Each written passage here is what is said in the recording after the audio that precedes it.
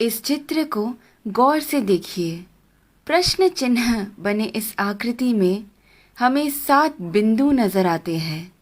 इन 7 बिंदु को 7 नक्षत्र माना जाता है। इन्हें सप्त ऋषि मंडल के नाम से जाना जाता है। ये सप्त नक्षत्र सप्त ऋषियों को दर्शाते हैं। इस प्रश्न चिन्ह के अंतिम भाग से शुरुआत करते हैं। यहाँ से पहले बिंदु को मरीचि ऋषि के नाम से जानते हैं।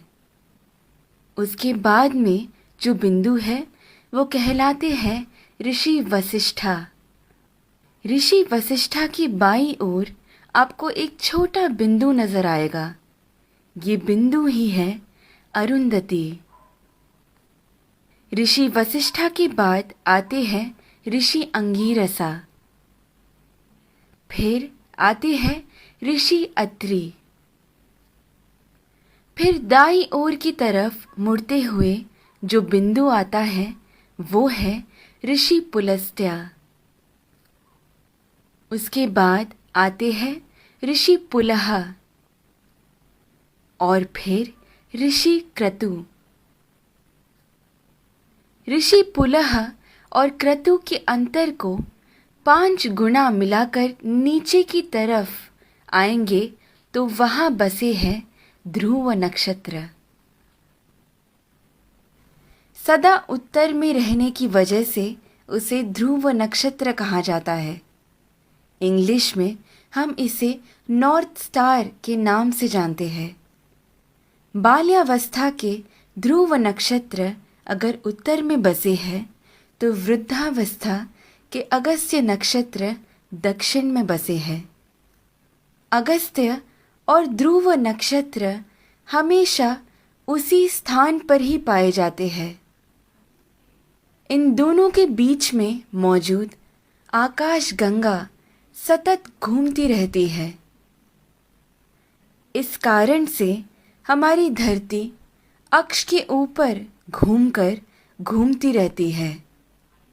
ये सच है कि सारा जगत भगवान के इर्द गिर्द घूमता रहता है,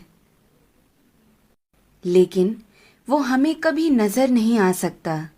भूमि के अनेक कालों में से उसे 4 काल में छांटते हैं।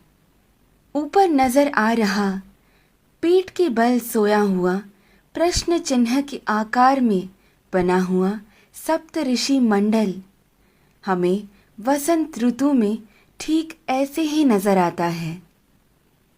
आगे बढ़ते हुए शिशिर ऋतु यानी ठंड के मौसम में हमें सप्त ऋषि मंडल ऐसे नजर आता है। फिर शरद ऋतु में जब सारे पत्ते झड़ने लगते हैं तब सप्त ऋषि मंडल हमें ऐसे पीठ के बल सोया हुआ प्रश्न चिन्ह के आकार में नजर आता है। और फिर ग्रीष्म ऋतु यानी गर्मी के मौसम में हमें सप्त ऋषि मंडल ऐसे शीर्षासन कर रहे प्रश्न चिन्ह के आकृति में नजर आता है। चाहे जो भी हो, जब हम ये सारे प्रश्न चिन्हों को एक साथ में देखते हैं, हमारे सामने एक विशेष आकृति हमें बनता हुआ नजर आता है।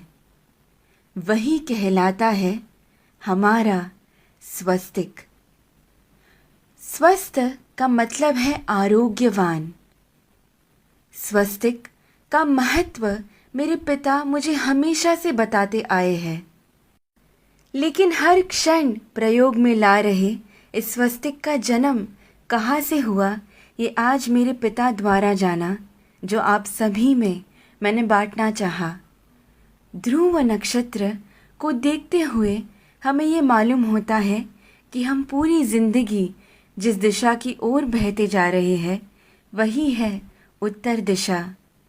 इसीलिए शायद हमारी भूमि पर भी दक्षिण में अधिक जल है और उत्तर की ओर अधिक ज़मीन है। इस विषय को इतनी सुंदरता से वीडियो के रूप में बनाकर आप सभी को समझाने का श्रेय जाता है मुक्ता जी को। धन्यवाद तत्परा अहोरात्र।